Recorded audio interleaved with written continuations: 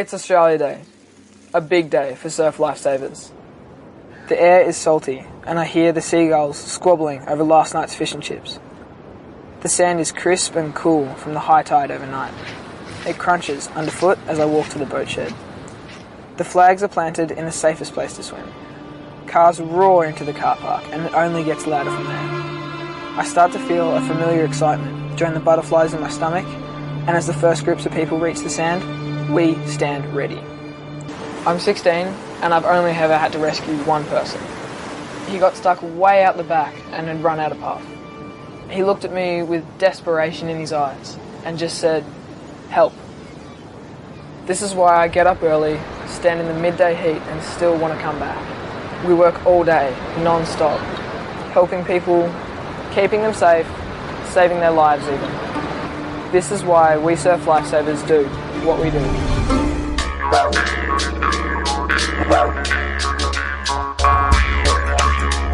G'day guys and welcome to Aussie English. My objective here is to teach you guys the English spoken down under.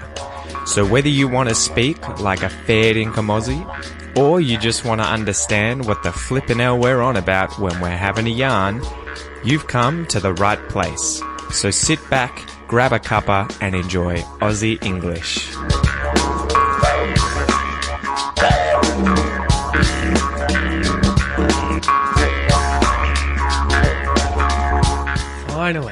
Finally I can record this episode. So at the moment, guys, there is a house directly across the road, which I can now see through my office window. There's a whole bunch of tradies out there working on the driveway. There's like concrete on the driveway and they've dug it all up. So they've been using a jackhammer, you know, that machine that kind of is made from metal and smashes into the ground to break rocks and concrete. And so for the last 3 days, pretty much the entire day, it's just been and so I haven't been able to record. Anyway, finally here. Hopefully they don't start up whilst I am recording this episode. Hopefully they're on a lunch break. Anyway, guys, welcome to the Aussie English Podcast. This is the #1 podcast for anyone wanting to learn Australian English or just level up their English in general. If you would like access to the transcripts as well as the MP3s for the podcast, go to aussieenglish.com.au and sign up for the Premium Podcast membership. And if you would like the Premium Podcast membership, as well as access to everything else in the Aussie English classroom, I have about 60 or so courses in there to improve your English, which includes bonus content for today's expression episode. Make sure that you sign up for the Aussie English classroom again at aussieenglish.com.au. And guys, there are some big things coming. Praveen, my IT guy that you may know about, I've been chatting with him recently, as well as two of my friends that I'm working with on their podcasts. And we are going to completely redesign the website to be a lot more user-friendly and to gamify it a lot more. So I might do some episodes on that in the future and talk more thoroughly about that to give you guys a bit more of an idea of what I have planned. But overall, I just want you on there more often. I want you using it more often. I want you to enjoy the process and I want you to learn as effortlessly as possible. That is my ultimate goal, right? To make English learning fun. So on to today's episode. The intro scene there at the start was a video from ABC News, so you can check them out on YouTube. I always really recommend ABC because it's a great place to learn about Australian current affairs, history, culture, news, everything like that. So this little episode, this little video here was this boy who works as a volunteer surf lifesaver in Australia talking about his day-to-day life. And he was working at Jan Juc, which is really close to Torquay. You guys might know Bells Beach. And that's only a stone's throw from where I live. It's about 40 minutes away, if that, maybe half an hour's drive to get to Jan Juc. So it's close by. Anyway, I thought we could talk about today in the Aussie English Fact, surf life saving and its history in Australia. But before we get into that, we'll go through a joke, today's expression, some examples, some exercises, then we'll get into the fact. So the joke, to start with the joke, right?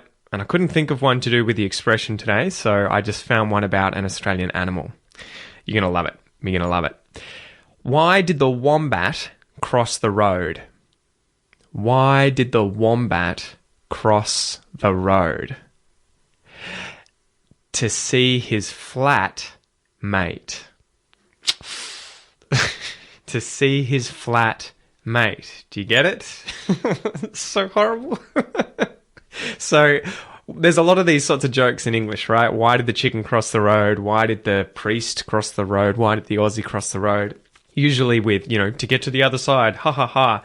But here it's why did the wombat, that small furry animal in Australia that digs burrows, they're kind of, I don't know, they're like really big, robust animals. They're kind of halfway between a cat and a dog in their size. They're marsupials. They have a pouch that's facing backwards so they don't fill it with dirt when they're digging holes. Why did the wombat cross the road? To see his flat mate. And these two words are separated. A flat mate, as in a friend who is very squished, right? Flat to the ground, like a pancake, flat. Meaning he's been hit by a car, right? He's been run over. He's a flat mate. He is a mate who is flat. The joke here, though, is on that and the pun with the word flatmate, which is a single word, that means someone who lives with you in an apartment or in a flat, right? It's someone you share the house with, a flatmate. So there's the joke. Anyway, today's expression, guys, is to beg to differ. To beg to differ. I wonder if you've heard this one before. This was suggested by Emma. Emma's been with us, I think, since the very beginning in the Aussie English classroom. So she's had quite a few of these episodes, but it was another good one. She suggested this in the classroom. Everyone voted on it, and she won. She killed it.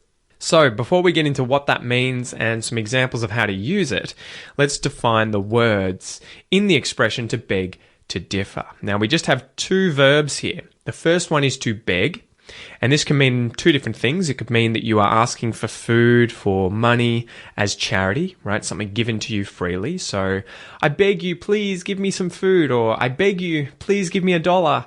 That's to beg, but it can also mean to ask someone earnestly or humbly for something, right? A very polite way, like, I beg you, sir, could you please do this for me? It's a very polite way of asking something. To differ with someone, this can mean to be unlike or dissimilar. So I differ from my sister in that I am a male and she is a female. But in this sense, it means to disagree with someone. So if I differ in my opinion from you, or I differ with you, it means that I disagree with you. I have a different opinion to you, okay? So what does the expression to beg to differ mean, and how would we use it? To beg to differ means to politely disagree with someone, right? So if I beg to differ with you, I am asking if I can disagree with you earnestly, politely, humbly. So it's to state your disagreement in a very polite way. And it's usually used in a statement made by a person who is disagreeing with the other person and about to say why. Like, I beg to differ with you because blah, blah, blah, blah, blah.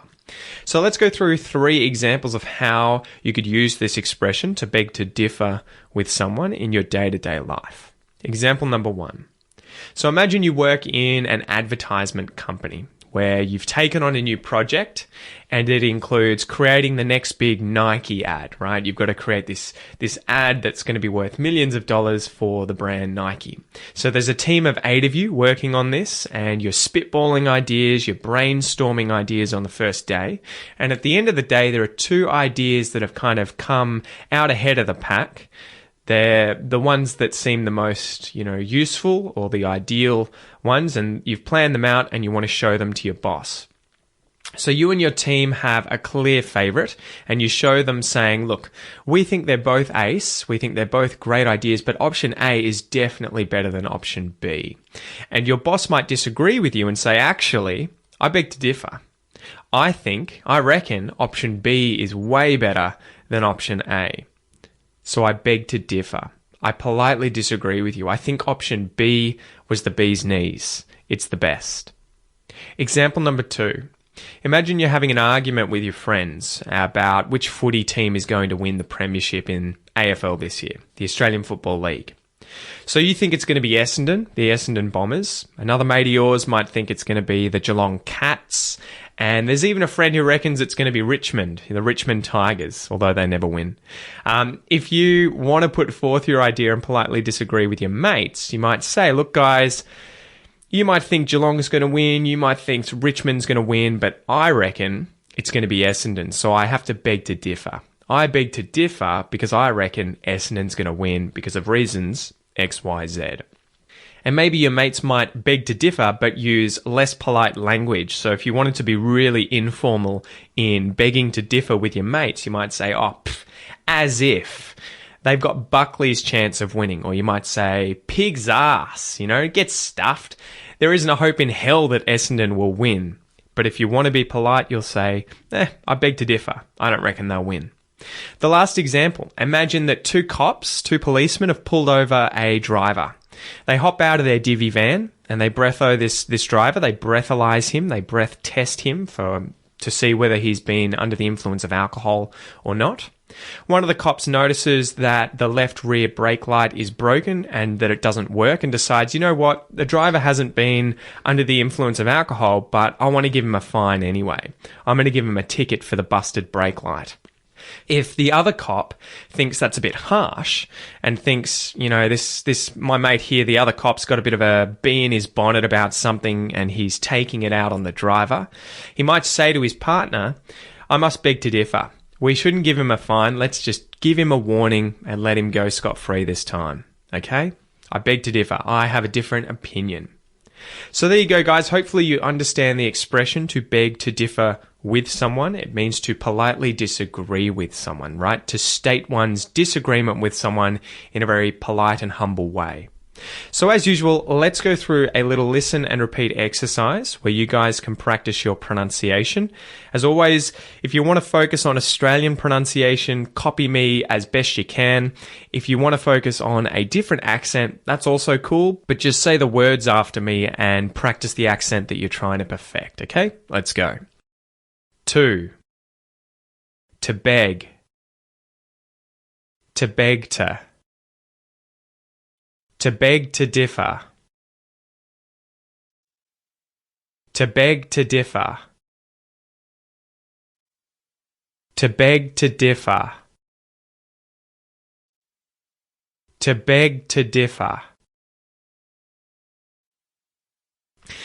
Now, as I always sort of tell you guys, get into the Aussie English classroom if you really want to level up your pronunciation, as there are a number of different pronunciation courses in there to help you nail that Australian English pronunciation. But the interesting fact in that phrase today, to beg to differ, I wonder if you notice what's happening to the G at the end of the word beg. So if I say that properly, I would say beg, beg, and it might become sort of smaller and smaller, more subtle, beg, beg. But if I speak quickly and there's a consonant after the word beg, the G actually is muted. It's not released. So you won't hear g, it'll get sort of swallowed halfway through. So have a listen. To beg to differ. To beg to differ. My tongue is stopping the sound. Beg, beg. To beg to differ. To beg to differ, okay? So that's something that happens a lot in English with consonants when they're followed by another consonant, okay? It happens with G, K, P, T, B, and D. Let's keep going. I'd beg to differ.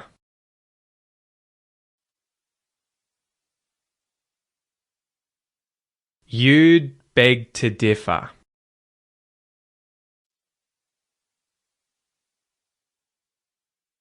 He'd beg to differ.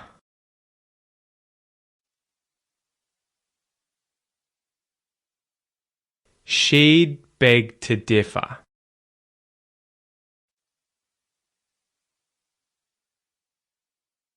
We'd beg to differ.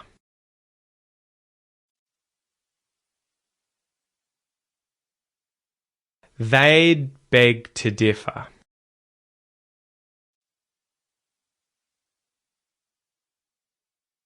It'd beg to differ.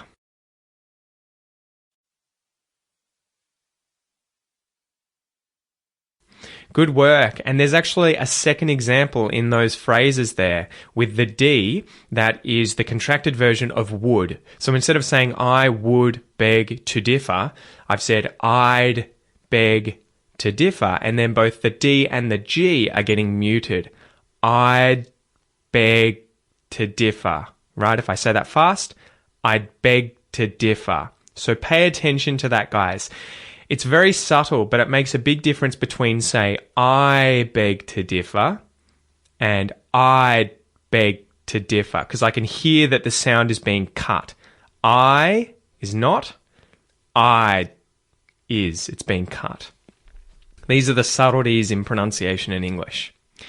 All right, so let's go through the Aussie English fact for the day and then we'll finish up, guys. Today I thought it would be a great chance to chat about surf lifesaving in Australia, as surf lifesaving is a massive part of Aussie culture. And until today, I didn't even realise that it actually originates down under in the land of Oz in Australia, okay? And it started over 100 years ago in the year 1907 in response to a number of unfortunate drownings at local beaches in Sydney. The drownings had ramped up in recent years following the relaxation of laws that prohibited people from daylight bathing. They weren't allowed to swim during the day.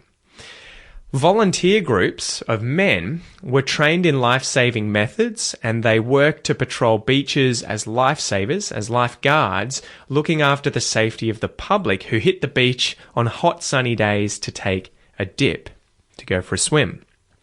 In recent years, there was debate between the Manly Lifesaving Club, Bronte Surf Lifesaving Club, and Bondi Surf Bathers Lifesaving Club as to which one of these clubs was the first to ever form. However, following a panel of Surf Lifesaving Australia historians reviewing all of the provided documentation by the clubs, it was found that Bondi was the first surf lifesaving club to have formed on the 21st of February 1907 at the Royal Hotel in Bondi. So I'm pretty sure if you guys go and check out Bondi Beach, you'll get to see some of these locations, right? The Surf Lifesaving Club there, and maybe even the Royal Hotel. Before the year ended, 9 other clubs were founded and began pulling swimmers in a bit of strife out of the water at the surrounding Sydney beaches.